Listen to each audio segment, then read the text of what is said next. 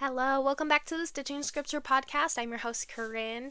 This is a podcast where we love to look into the symbolisms of different stories throughout the scriptures. Today we will be talking about Noah's Ark. This is a story that can be found in Genesis chapters 6 through 9. We're going to go through the story really fast and then we'll talk about some of the symbolism. So to start off with, the people of Noah's time were very wicked, and the Lord said that he would destroy the people due to their wickedness.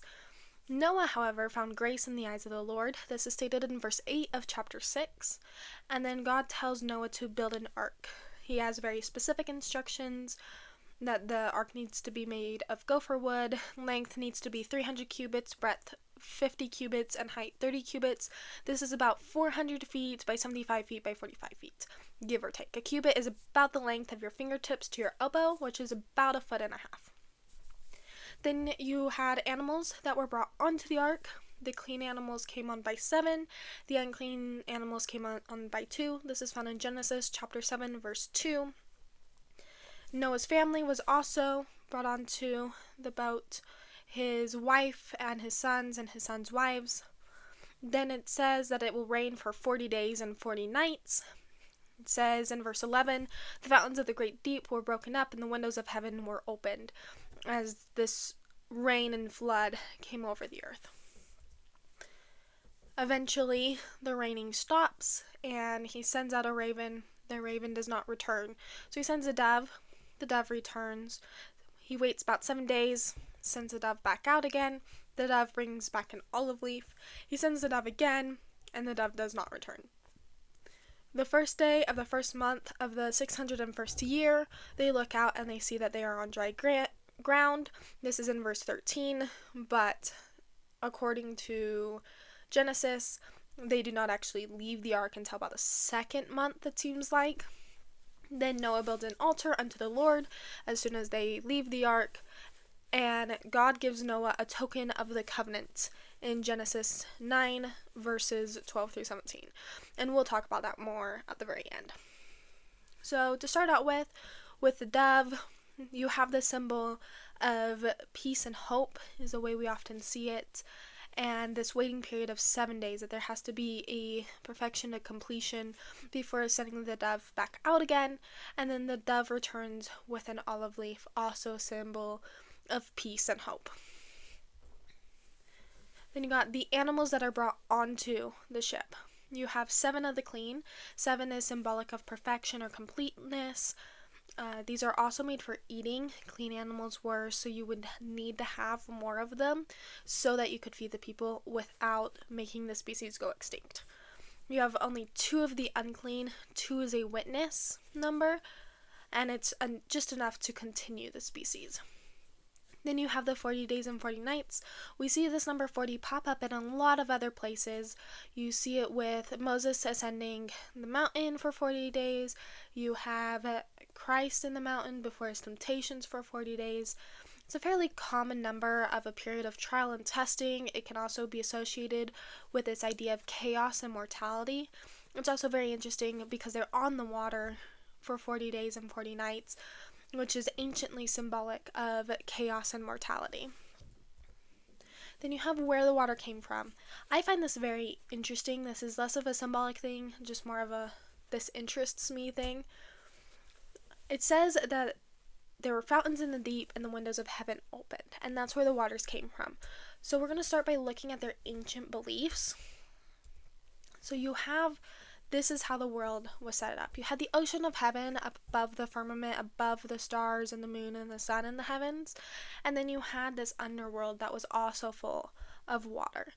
And so you have this water rising up from the underworld, this chaos, death, hell arising and causing the flood. But then you also have these windows of heaven and the waters from heaven coming and raining down upon the people. So you have this judgment kind of coming in 2 directions, which I find very interesting. And that you can also have this idea of the heavens are weeping and God cries over the wickedness of the people and having to destroy them, which is a much more merciful look on God than some people will look. Also, scientific evidence today, I have a scientific article linked here that says that there may actually be water between the first and second mantle of the earth. So there may also be a scientific basis to these waters coming up from the deep and coming up from this Sheol underworld place. Then you have all the symbolism coming out of the ark. You have the first day of the first month is when they see the dry land. It's a new year. It's a new start. I think that's beautiful symbolism. The world has been wiped clean. It's been baptized, if you will, is a way that it will commonly be looked at, this flood is. And it's just this rebirth, this time of renewal. And they have put this wickedness behind them. Then you have the first thing that they do after coming off the ark is to offer a sacrifice unto the Lord. This shows that they have their priorities straight. They're very thankful to the Lord for preserving them through this flood, because God very easily could have just wiped Noah and his family out along with everybody else, but God saw the goodness that they had and how much they were trying, and so he preserved the people, and that is amazing and beautiful. And it's good to recognize what God does for you, that even if you go through these trials and these hard times and you're thrown into the chaos of life and mortality, God is still blessing you, and don't forget to recognize that blessing. So now we're going to go into the token of the covenant. This is found in Genesis 9 verses 12 through 17. I'm just going to read all the verses on that really fast, and then we'll go through it. And God said, "This is the token of the covenant which I make between me and you and every living creature that is with you for perpetual generations. I do set my bow in the cloud, and it shall be for a token of the covenant between me and the earth. And it shall come to pass, when I bring a cloud over the earth, that the bow shall be seen in the cloud. And I will remember my covenant, which is between me and you and every living creature of all flesh.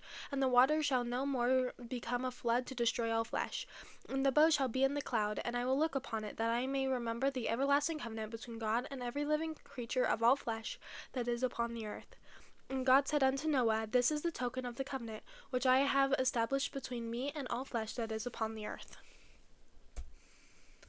So now we're going to look at some of the symbolism of that. So you have this sign of the covenant that God makes with the earth and all living creatures. This is very common when God makes covenants with his people. Just kind of in general, there will be a sign or a token that goes with it. And in this case, it says that it is a bow set in the clouds. It is a sign and a token that there will not be another flood, is what it says. It says that right here, the water shall no more become a flood to destroy all flesh.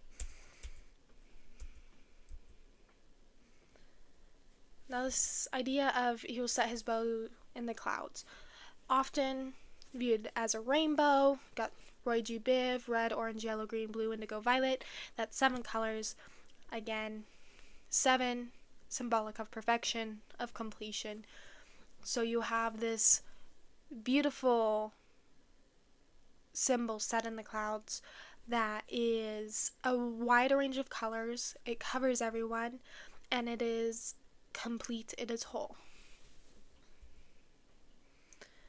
What's interesting is in the Hebrew, you have this word kesheth, I believe is how you pronounce it, kesheth.